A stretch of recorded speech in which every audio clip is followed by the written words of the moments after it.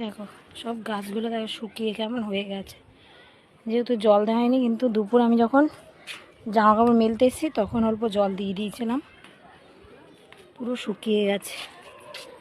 এখানে এনে মগ, এটা দিয়ে জল দেবো এখন।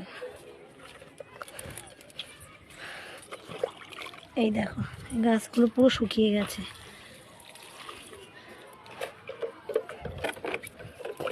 বাড়িতে না থাকলে যা হয়, এক সপ্তাহ ছিলাম না, এক সপ্তাহের ভিতরে এই অবস্থা গাছের।